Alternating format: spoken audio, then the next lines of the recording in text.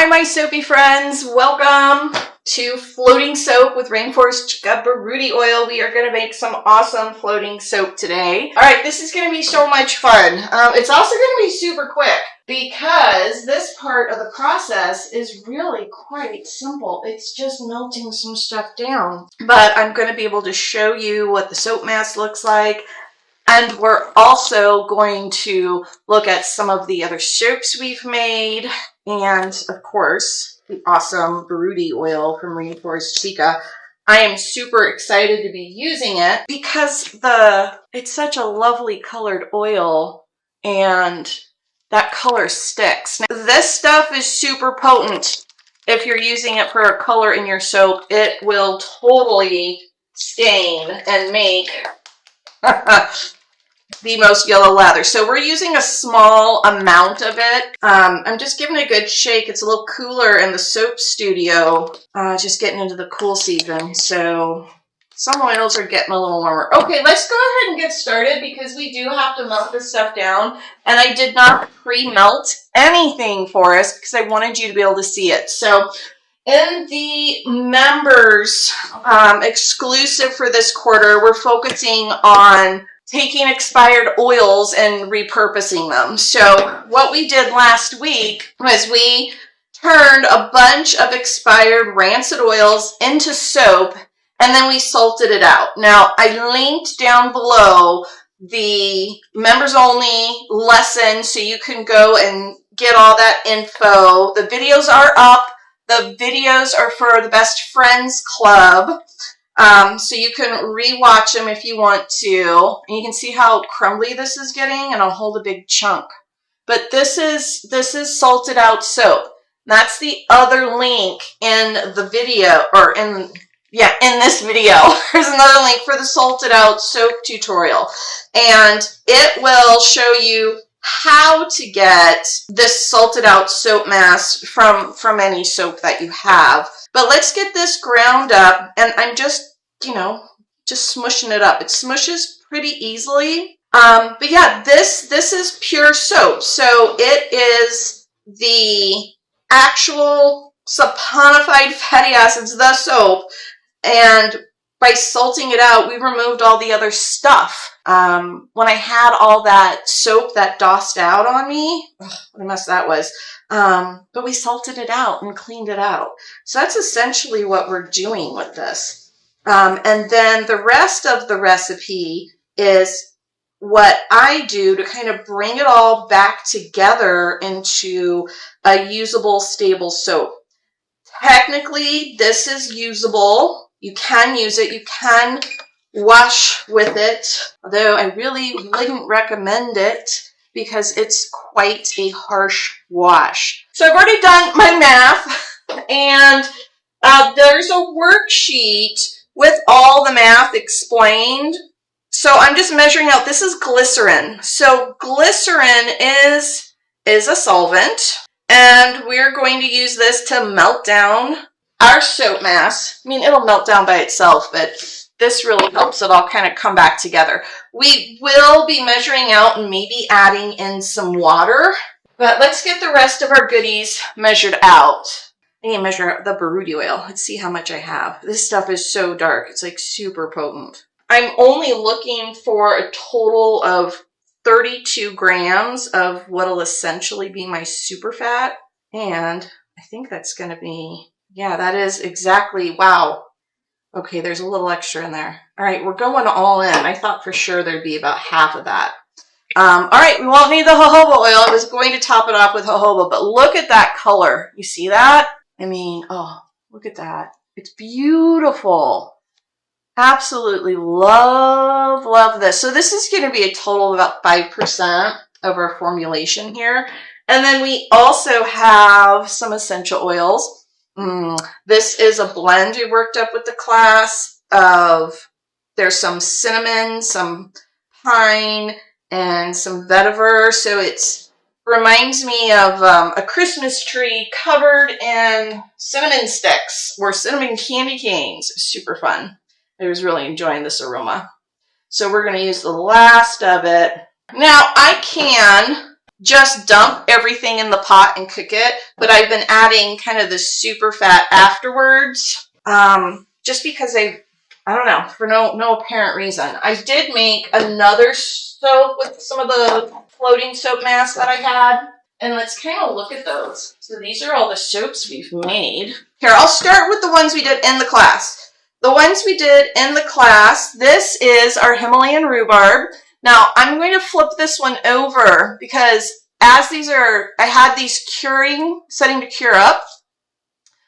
This part wasn't exposed to the air, so this is still oxidizing into our wonderful, wonderful pink. I think you can see the difference on there. See how this is solid? This side of the bar has been exposed to the air the whole time.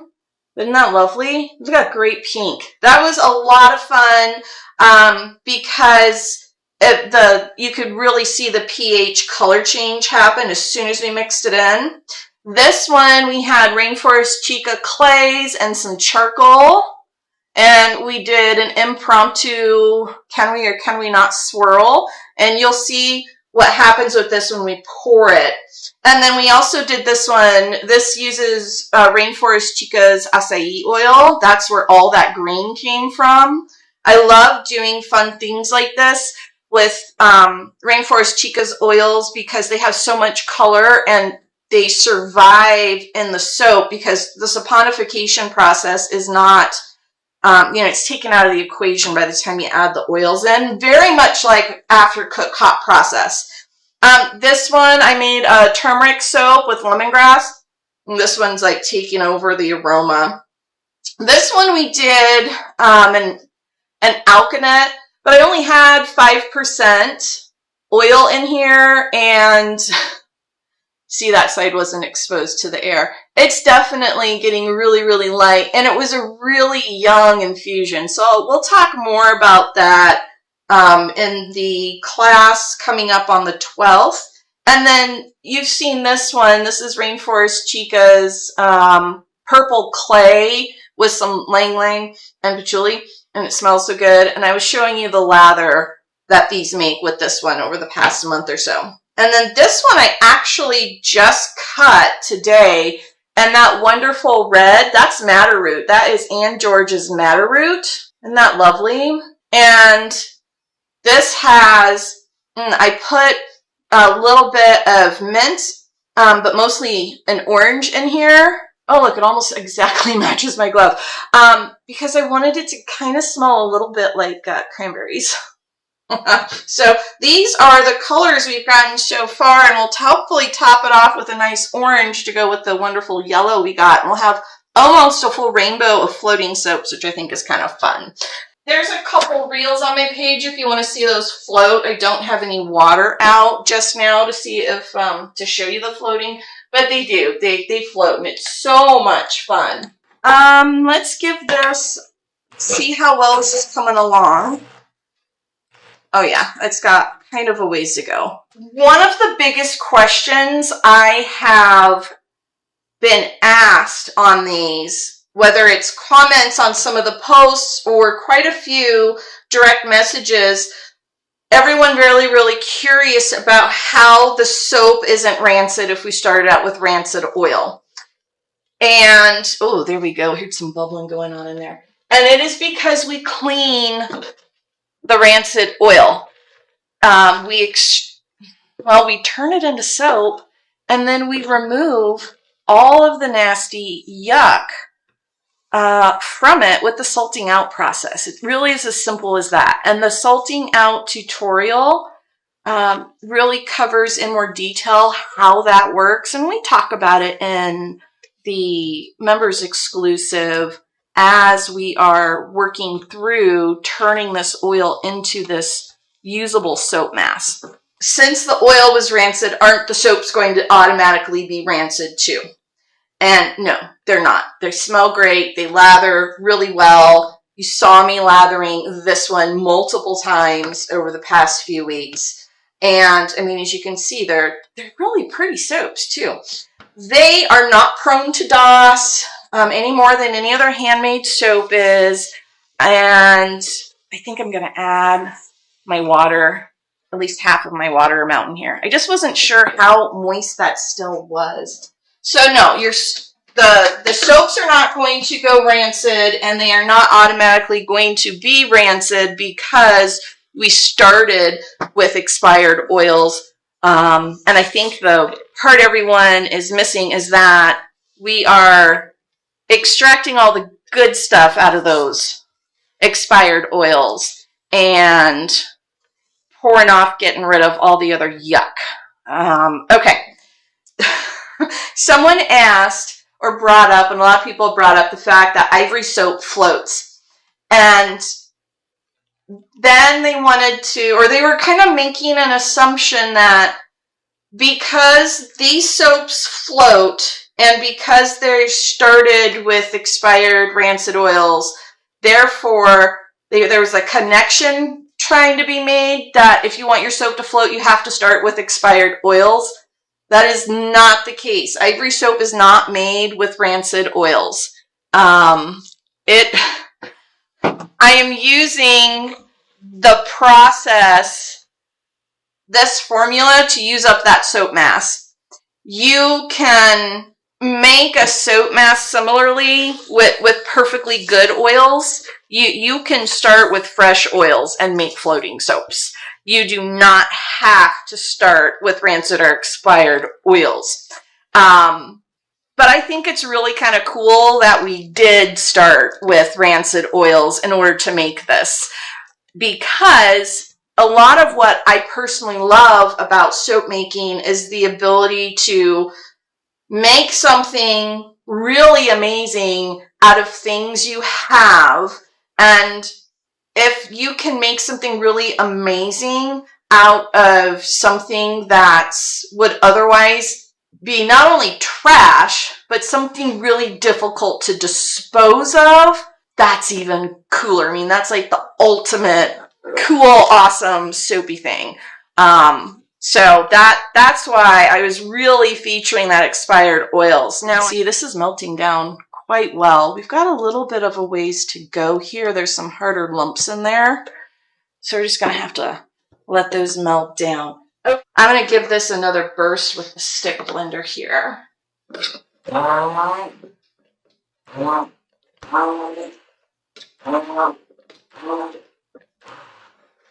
We are mostly there. There's a couple of bigger kind of chunky chunks left where I didn't crumble it up as much as the others when I first put it in. Mainly using my stick blender as a grinder at the moment. Oh, that's looking really, really good. That's looking really good. Okay, so just add in the superfat and the essential oils in here. Just giving it a good scrape. I don't know if I mentioned I had some vetiver in that essential oil blend, and that stuff's super sticky. Okay. Oh, how fun. Oh, this is going to look great. I'm really hoping I get orange. Not so much yellow, but more orange. Oh, it smells fabulous. But that's all based on how much of that Buriti we had. Yeah, I mean, I'm thinking that looks pretty orange. There's a bit yellowish, but not too bad. I mean, if I go any darker on that, it's gonna bleed everywhere. I love how strong and potent the color is on this Buriti. A little bit really does go a long way. Yeah, this one's definitely drier than the other batches we were working with, and for those that saw that, you can definitely tell the difference. This soap mass is about a week old, and I did not cover it. So a lot, oh, that's the glycerin. A lot of the water was evaporating out. And that's what I'm going to measure out, is the rest of my water. Okay, I'm going to add the rest of this water in and just stir that up. And I think that'll help it be a little more fluid when I go to mold it. Our soaps were a lot more fluid in class. And again, it's because the soap mass was fresh. Oh, that's oodles better. There's a couple chunks in there. Yeah, I'm using the stick blender more as like a smasher blender, not really emulsifying anything.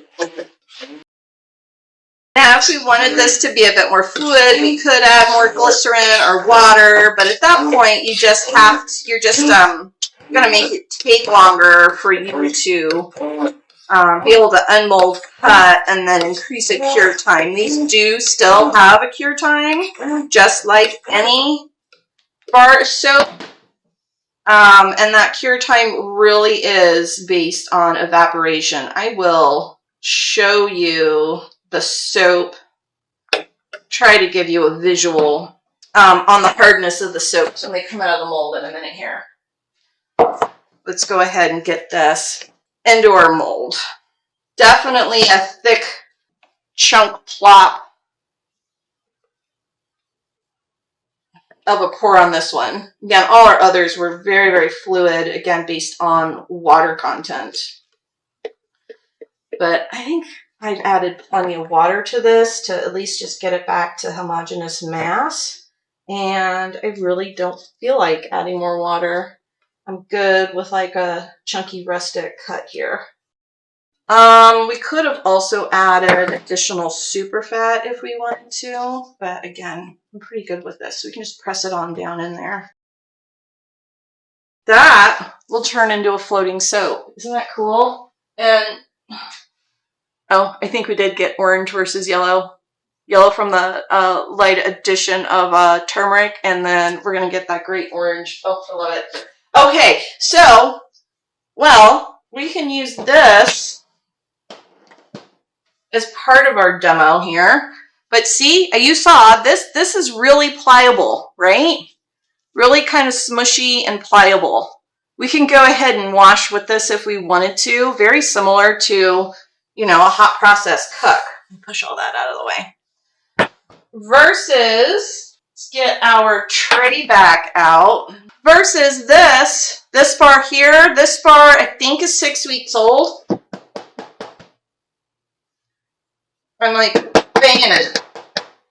And it's not, oh, well, it dented a smidge right there. A little bit, I mean, but you know, I'm banging it on the table. Right? Then there's, I'm scared. I don't want to ding my soap. This one was made a few days ago, and it dented with a lighter application. It is still quite soft. And then there's this one, which I just cut today. It's still very mushy. It reminds me of the consistency of this.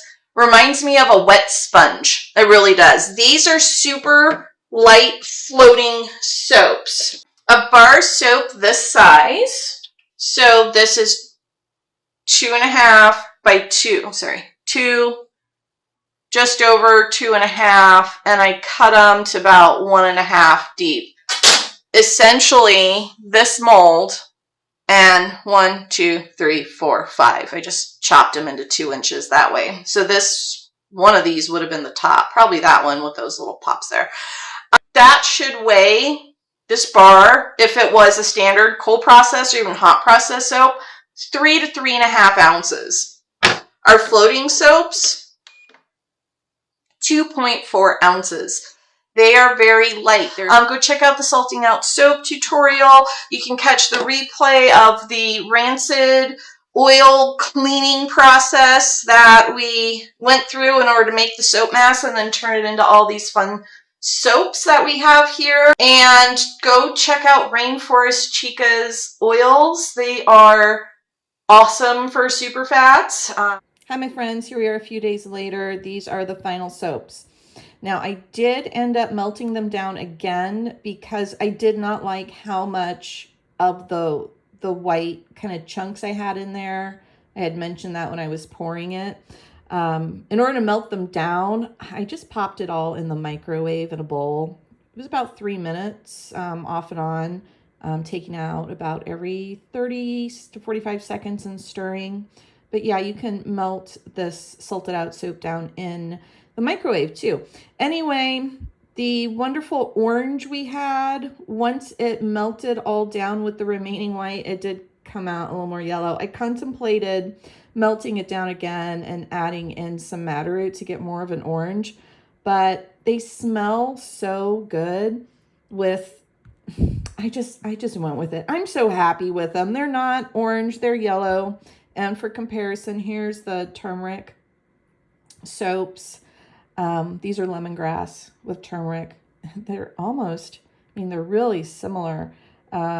Anyway, not the exact color I wanted, but I love them anyway. Thanks for soaping with me. And remember, you can grab the recipe for floating soaps over at soapyfriends.com. It's in the salting out soap tutorial. And these soaps were made with rancid oil that was salted out and turned into some wonderful, awesome floating soaps. These are the end pieces from the loaf. Here's a bowl of water. Gonna let you see. All right, here you go. I'm gonna push them down all the way to the bottom and bloop, floating soap. All right, my soapy friends, thanks for soaping with me. Have fun with your floating soaps. Be sure to tag me if you make any. I'd love to see what you come up with and to see your soaps float too. Happy soaping.